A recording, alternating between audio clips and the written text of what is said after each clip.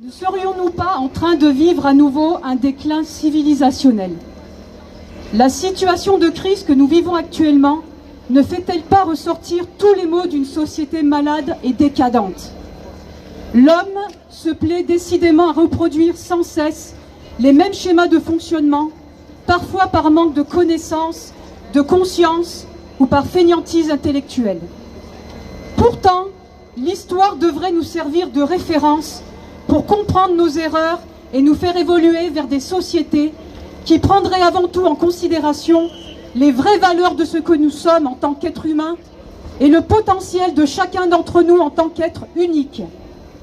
Nous naissons tous égaux en droit, peu importe notre race ou notre couleur de peau. Nos sociétés se sont construites telles des prisons ouvertes, nous donnant ainsi l'impression d'être libres sans l'être réellement. On nous enferme depuis notre naissance dans un schéma sociétal, un conditionnement, un cadre qui nous guide naturellement du début à la fin de notre vie et en nous expliquant que dans toute société, il y a des règles et des devoirs. Bien souvent, le marginal ou celui qui ose penser ou agir différemment des autres comprend bien rapidement les limites de cette société ancrée dans le conformisme où la liberté n'est en fait que celle que l'on veut bien nous accorder. La question que nous devrions tous nous poser aujourd'hui est à qui profitent ces règles et ces devoirs? Il est évident que toute société ne peut se construire et se développer sans quelques fondamentaux et valeurs tels que le droit, la justice, l'équité, la solidarité. Mais qu'en est-il aujourd'hui du respect de l'individu dans son intégrité globale? Nous nous retrouvons prisonniers d'un système que nous avons laissé s'installer par manque de prise de conscience, par confort, par ignorance, par faiblesse, et avons confié nos vies à des élites, des institutions, tels des êtres perdus en quête du tout et du rien à la fois. Comment avons-nous pu laisser nous abrutir, nous abêtir, nous infantiliser, nous laisser voler notre liberté de penser et nous laisser absorber par l'hypnose? Les forces au pouvoir ont compris comment rendre les peuples sourds, aveugles et dociles par le divertissement, la consommation, les loisirs. Entretenir l'ignorance pour mieux nous asservir.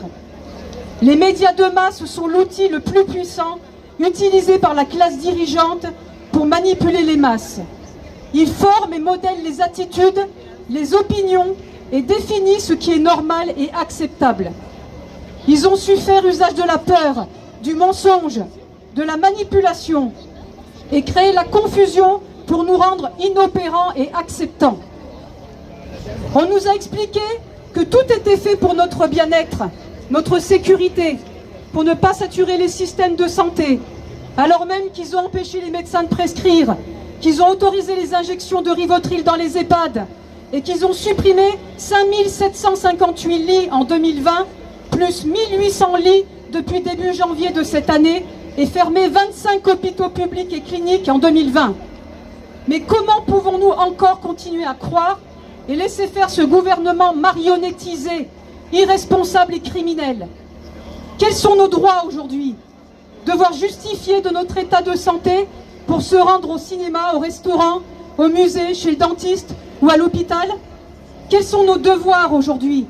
Se vacciner, soi-disant par solidarité ou par acte d'amour, avec un produit dont on sait qu'il est expérimental, ni totalement sûr et efficace, et donc on devrait s'interroger sur la finalité. Notre corps est la plus belle machine au monde, dont on ne soupçonne même pas le plein potentiel. Et on voudrait nous faire croire que ces injections devraient se substituer à notre immunité naturelle. Seules nos peurs nous affaiblissent et nous rendent dépendants d'un système que l'on nourrit. Alors, arrêtons d'avoir peur, arrêtons de nourrir le système et agissons ensemble pour mettre fin à ce plus grand hold-up du XXIe siècle qu'est la crise Covid-19. Soyons courageux, résistants, solidaires et mettons fin à ce déferlement totalitaire. L'aveuglement des uns doit faire la force des autres. Nous sommes des êtres souverains, dignes, et il n'est pas question de se laisser voler notre liberté au bénéfice de ceux qui croient que nous devrions nous soumettre à leur idéologie folle d'un monde déshumanisé et sous contrôle. Il n'en sera rien, car rien ne peut être plus fort que l'énergie qui nous porte. Ils croyaient pouvoir nous asservir, ils nous ont éveillés.